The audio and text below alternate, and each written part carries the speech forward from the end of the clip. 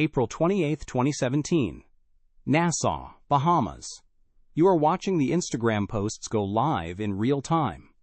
Thousands of people arriving at the airport. Thousands of people loading onto buses. Thousands of people posting photos with the caption, "We're here, we made it."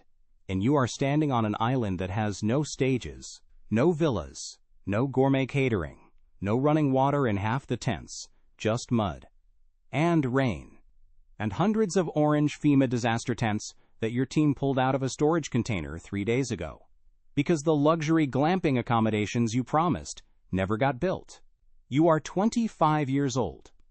You have never run a music festival. You have never run anything larger than a conference call. But 11 months ago, you had an idea so perfect it felt inevitable. You grew up understanding one thing better than most people your age. Attention is a currency. Real attention. The kind that makes someone stop scrolling, look twice, feel something. You had been watching the influencer economy build itself in real time, and you saw what everyone else missed. The product didn't need to exist yet. You just needed the right images, the right people, the right moment.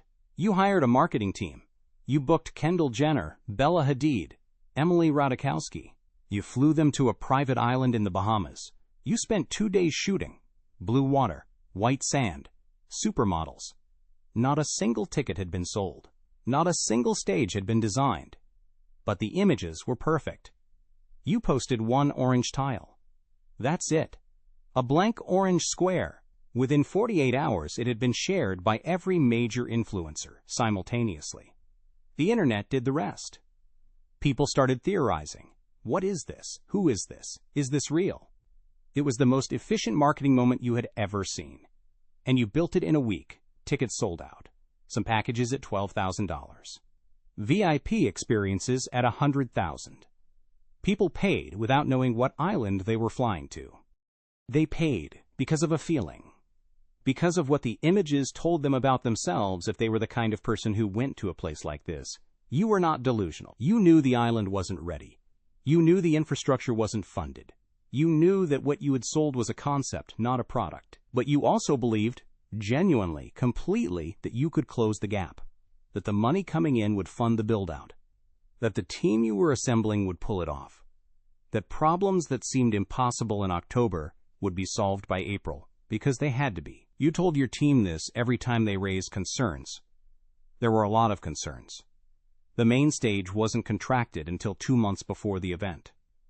The luxury villas, the ones in the promotional video, were private homes on a different part of the island that had nothing to do with the festival grounds. The catering company quit. Then another one quit. The water lines weren't installed. The generators weren't sufficient. The medical team was one nurse. People on your team sent you emails. Some of them begged you to postpone.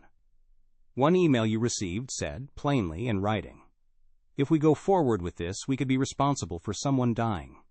You read the email. You did not postpone. Because in your mind, in the architecture of how you processed this, postponing was the same as admitting it was over. And it wasn't over. It was never over until it was over. Problems get solved. Resourceful people find answers. You had been resourceful your entire life. You had gotten out of situations that looked impossible before. April 27th. The day before guests arrived. You walked the festival grounds. You saw the tents. You saw the mud. You saw the catering setup. Cheese sandwiches and iceberg lettuce in styrofoam boxes instead of the gourmet meals that had been advertised. You made a decision. You sent the guests a letter saying conditions were not ideal, but the experience would be transformative, and you were committed to delivering something special. Then you got on a plane. The next morning the photos started. The tent city, the cheese sandwiches, the collapsed stages, people sleeping in airport terminals, luggage lost, no transportation, no communication, thousands of people stranded on an island with no way home and no one from the company picking up the phone. You watched it happen on your phone from a location that was not the island. The lawsuits came fast. Then the FBI. Then the charges. Wire fraud. Multiple counts. You were 26 years old by the time you stood before a judge. You got 6 years. And the documentary made you, somehow, famous. Here's what Billy McFarland's story reveals that most people miss. The fraud was not the music festival. The fraud was a mirror. Fire showed something about the attention economy that was already true. We had built a world where the image of an experience could be sold before the experience existed, where the feeling of exclusivity was itself the product, where the people who bought tickets were, at some level, buying a version of themselves they wanted to show to other people. Billy McFarland exploited that. But he didn't create it. The question that keeps coming back is this: how many products in your feed right now are being sold the same way? Image first, reality second. Think about it.